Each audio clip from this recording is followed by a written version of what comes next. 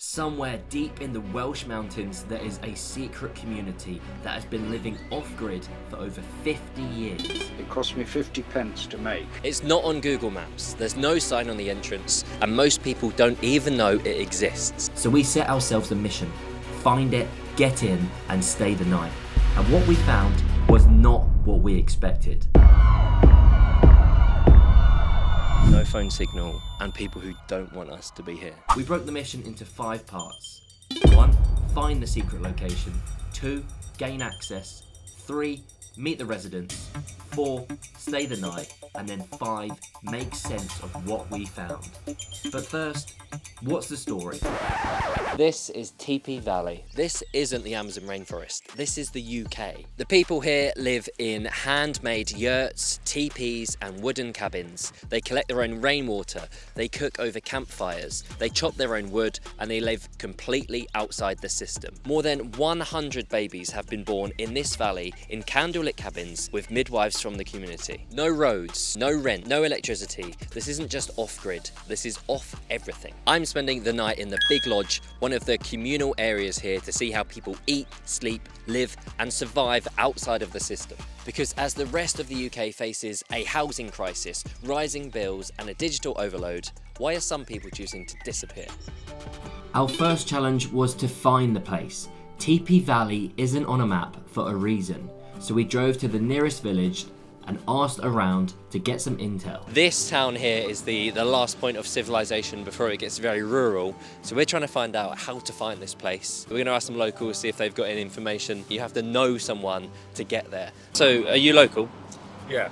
What's it like, Tipi Valley? Well, I've only been there a couple of times, but I went to the Full Moon Sweat Lodge. It's like a naked sweat lodge sauna. A naked sweat lodge sauna? Singing.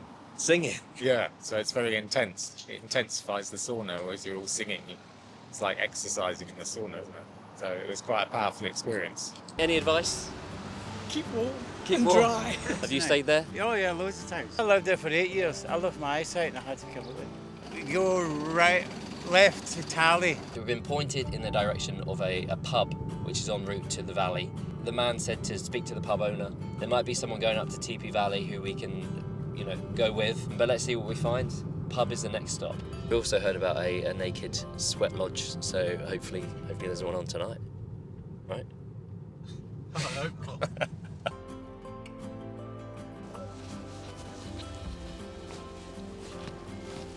So we've just been chatting off camera to some locals, a woman who lived there at Tipi Valley for 18 years, and a man who we're currently following up the hill to the village, who's going to show us the way. I'm slightly concerned now that we've bitten off a bit more than we can chew from some of the stories that we've heard. I'm very nervous, more nervous than how I started out. I was quite confident in this, but the guy we're convoying has just stopped off to get some eggs. It's a bit remote. Fuck me, we are in the fuck ass end of nowhere, eh? He's either going to kill us or take us to the valley with his eggs. If he was going to kill us, he wouldn't have bought eggs on the way. Jeez, man.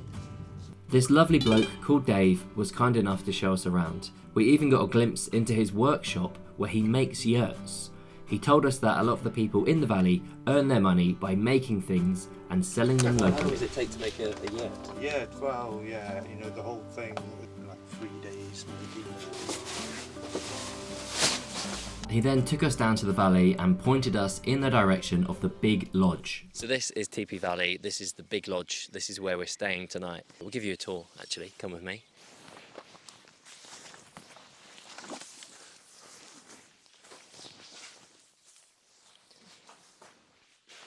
So you've got like a straw floor, you sleep around the fire, sort of stuff everywhere. We're living with somebody, a guy from Finland. This is his possession, so we're in his house at the moment.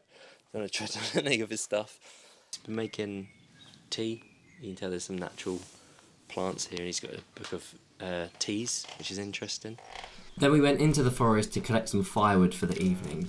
Dave was trying to get residents to talk to us, but struggling. He had, however, sorted permission for us to film on somebody's property. People who live in this place are away from the weekend. They've said we can explore and film what is theirs essentially. So they've got a massive lot here.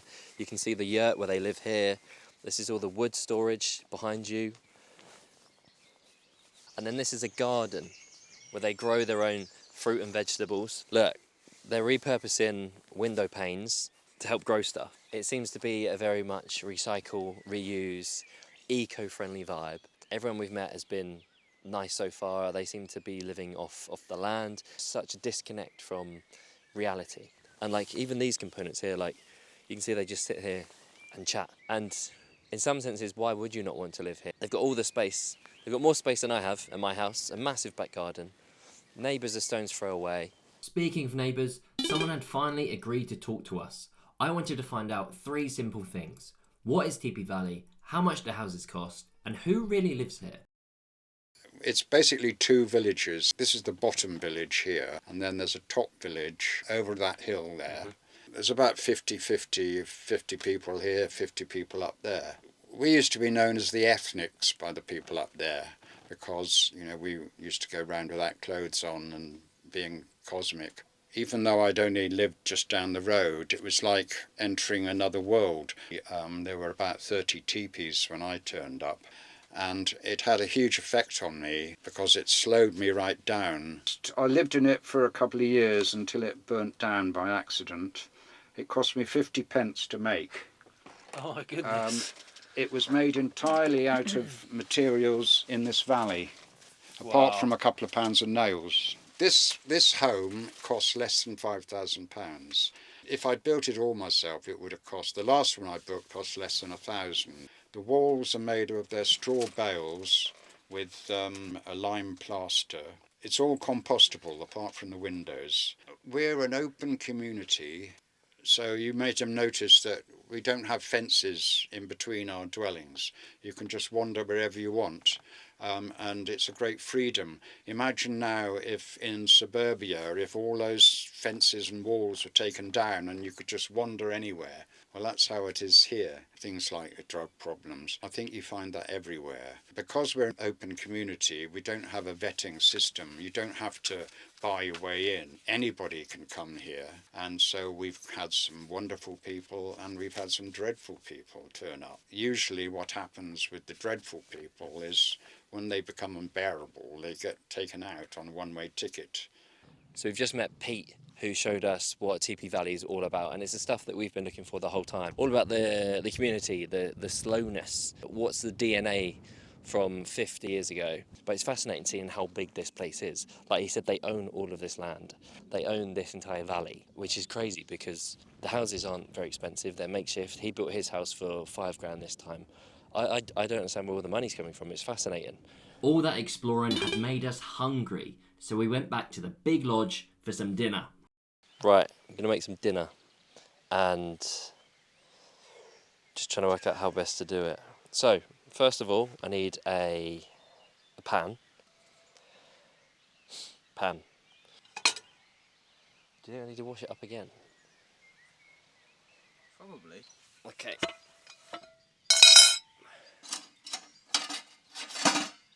There's all like insects and stuff. Cool, so this is what you need to make stir fry. Yeah, I'm just going to get some water. So this is stream water I got earlier. Yep. Bit of stream water. You just slosh it around a bit like that. Cool, let's go in. Right, fire. We have utensils. We have a stir fry I put in my car 12 hours ago. Let's see if I can make this food and not get salmonella. Perhaps lured home by the smell of deliciously burnt food, our flatmate for the night had returned, and thankfully he was up for a chat. There were 3 things I really wanted to know. 1, how he ended up here. 2, what the people are really like. And 3, why they've chosen this life. And maybe just a little bit more about the Naked Sweat Lodge. I was in Surrey, living with my family. Joined the army in Finland because they sent me a conscription letter. So I came back to England, decided that I wanted to sort of clear my mind for a while, give myself some time to sort of rest. The best place for that is nature. I looked online for some places that I could go to see how people live on the internet. The original way of life, I've just loved it here. I've been here for like a week now, and I may well stay here for quite a while. How are you finding the people?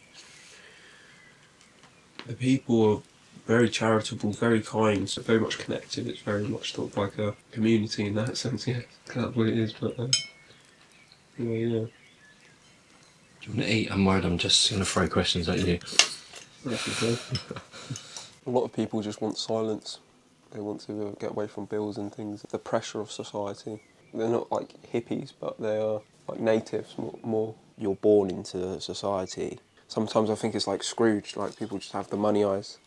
Like they just can't see anything past the money, which is cool. It sounds like a sort of like a rap song or something. There's a lot of sort of programming and things that I feel that the news and stuff that sort of just want to get away from. It's best to be around people that think similarly to me. Well, can you tell us about the sweat lodge? It's like a group thing, and everyone gets in there and just sweats. Like they put the rocks in there. It's sort of like a ritual. It's a community thing. Everyone's sort of like naked. Yeah, very very rooted in tradition. And you're up for getting naked and getting sweaty Yeah. with strangers? Yeah, why not? As weird as it sounds, why not? So this is where things start to get a little bit weird. On the long walk back to the car to grab our sleeping gear, people were returning to the valley from work. 3 different passers-by told cameraman Harry he was brave to have a camera here. I checked the dash cam in the car, people had been peeking in. Then we heard about an acid attack here last year. One guy told us about the drug problems and that this was an anarchist community. No one gives a shit about what the leader thinks. And just as all that was sinking in, I randomly got signal at the very top of the valley. A message came through, my daughter was poorly. My wife said she was fine and to crack on, so we did. We set up camp. Alright, give us a little brief on how the day's been. It's become very normal very quickly. It's exciting, there's adrenaline, but in my mind I've reduced this to very physical. Like they're out here, they are cooking, surviving, blah blah blah. Like any human being, we can relate to that. What I think is very different is the mindset. Like we spoke to an old man earlier, he's never watched a TV in his life. He didn't want to be a celebrity when we filmed him on camera. Like he has no idea of, you could name him Nicki Minaj or anyone like that, he'd have no idea. And I think that's where the gulf of a difference is between normal life and life here, is you're totally separated from the outside world. Been very nervous about sleeping in a teepee, not because of the fire, not because of the cold or anything. I need the toilet a lot, got a very small bladder, so I'm worried about waking everyone up. It's hard not to hear from my wife about how my daughter's doing. Like, I'm so disconnected, worrying about them. My phone's in my pocket, it's like a brick at the moment. I think I can just call the emergency services here and that's it. So, gonna be a long night, hopefully it's warm enough. Harry's in charge of the fire. We'll see how it goes. Now, I always want to be transparent with you guys. I could have easily told you we spent the night here and everything went fine. There are countless YouTubers doing way more extreme things than a night in a tent in Wales. But it wasn't the safety aspect that got me, it was the lack of phone signal. I just couldn't shake the thought that my wife might be trying to reach me about our baby daughter.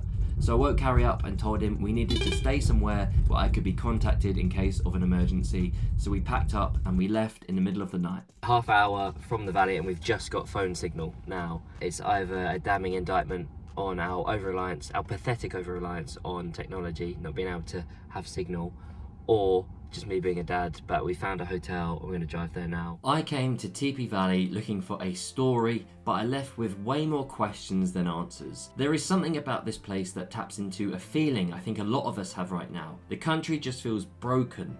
Everything costs more, it means less, and it moves faster. So it makes sense that some people are choosing to just step away from it all completely. And lately, I've been feeling sick of the rat race myself. I recently left the corporate world to naively attempt to become a YouTuber, so there was a lot here that resonated with me. But Tipi Valley isn't some romantic fantasy. It's raw, it's imperfect, it's full of people with different reasons for being there. And the truth is, we didn't really belong there. And not just because we showed up with cameras, but because we had the privilege of leaving. And I'm painfully aware of the irony of saying all of this while driving home in a Tesla after just one single day there, relying on a phone signal just like I am with water or food. But the people who did open up to us, even briefly, left an impression on me. Tipi Valley has really stuck with me since, and part of me hopes I can go back there one day, maybe without the cameras, and maybe without clothes, for a naked sauna sweat lodge. I'll leave you with this. There is more to life than being on your phone. A lot more. In fact, I think spending your life on your phone is not really a life, I think.